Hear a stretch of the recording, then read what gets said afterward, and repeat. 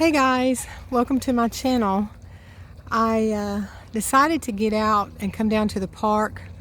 It's like 50 something degrees out and the wind is blowing just a little bit, but it's such a far cry from what we've had. I thought I'd just come down here. I woke up at 4 o'clock this morning. I've done that the last 2 mornings. And so I thought, well, I read a little bit of Psalms in my Bible, and then I went to Genesis. I've always wanted to read from Genesis to Revelation, and I think I may have, just skipping around in chapters, but I've never done it from Genesis to Revelation. So I thought, well, I'm going to try that. So I started with Genesis chapter 1, and I've read that many times, but I've always been amazed at how God took a formless, empty void and made light and darkness, made water and land, and put the stars and the sun and the moon, and made seasons and a calendar for us, and went on to vegetation, plants, and all the animals for the sea and the land and the air. And it just got me to thinking at how beautiful, when everything was done, that must have been, because I know it's beautiful to me now. And then I got to thinking about, and then I read in the Bible concordance, and it was saying sometime between chapter 1 and chapter 2 that some people have thought that a great catastrophe happened, and that's why the earth was empty and formless and void. And they suspected that it could be maybe when Satan was banished from heaven. And we don't know, or I don't know. Maybe someone has studied deep enough that they can answer that. But I thought that was pretty interesting. And then God, after he got everything ready, he made his crown of all the creations, man. He made man in his image, and then he made woman from man's rib. And they had this perfect, sin-free place to live in. I didn't go into chapter 2 because I'd already read quite a bit in Psalms, and then chapter 1 in Genesis, and it talks about how when they disobeyed God and they were kicked out of the Garden of Eden, where they didn't even know, they weren't even ashamed that they were naked. They didn't have to do anything. There was no murder, no violence. The animals were not violent against them. They didn't have to worry about anything. And then how they must have felt when they had to leave the garden, because God cursed, they were under a curse. He cursed the ground and childbirth, and they were going to have to work hard and provide. And I wonder, when they first left the garden, how they felt. Were they shell-shocked? I think I would have been. And where did they live? What did they do? Were they afraid? Were they afraid for a while? And all of these thoughts just kept running through my mind about that. And then, the murder of, Cain killed Abel. That had to, that's a shock. Everything they went through. And I got to thinking about, that scared me. Some rocks fell from the side. I thought something was coming after me. Sorry, guys. And I got to thinking about how God has set up everything so perfect for us, and how everything was wonderful and worry-free. You don't lose loved ones. You don't get sick. You didn't die. And then now we have to deal with all of that. Oh, there's rocks and ice falling everywhere. Something just fell across the river. And but it sure is pretty out. The sun's on me. That feels good. It's a far cry from all the weather we've had.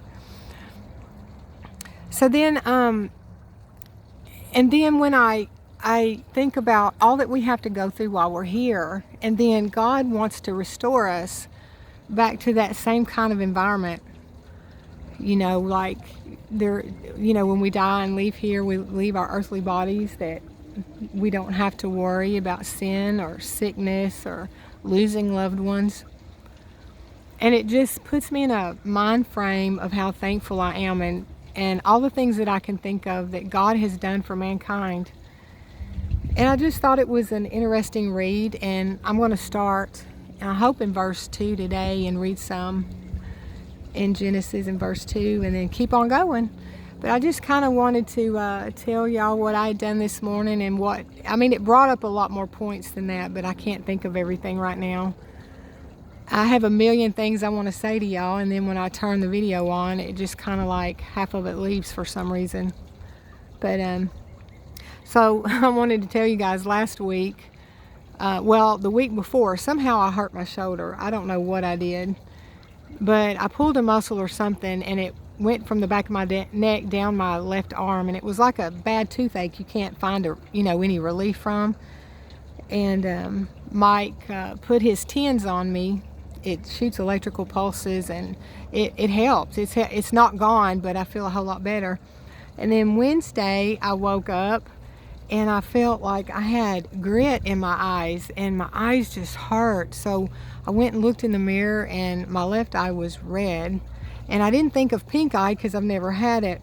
And so I just put some Visine in it, and it took the red out like it said it does, that it will. And then by the afternoon it was real red again. And so the next morning I got up, and then there was a corner in my right eye that was turning red. So Friday I went into the doctor, and my eyes looked pretty good because I put Visine in before I left. I shouldn't have, but she said, I think you've got pink eye, and I'm going to treat it that way. And I told her what I'd done, and I said it don't look near as bad as it normally does. So she gave me drops, and now I've just got a small little corner in the corner of my right eye, just a small little area. So it's working, and I hope it finishes it off because I'm about out of drops. And then while I was there, I told her, I said, oh, I forgot to tell you, I found something on my ear, on the back side of my ear about 2 or 3 months ago. Would you take a look at it? And so she said, yeah. And so I was telling her that I was in the shower and I felt something on my ear, and when I got out, I looked, and it was about the circumference of a dime, and it was kind of lifted up off of my ear. And I thought maybe it was psoriasis. I couldn't figure out what in the world. So I put some medication on it off and on for a month, and it would act like it was going to go away, and then it would come right back. So she got to looking at it, and she goes, do you have a dermatologist? And I said, no, I've never been to one. She goes, well, I'm going to call one for you because that looks like skin cancer.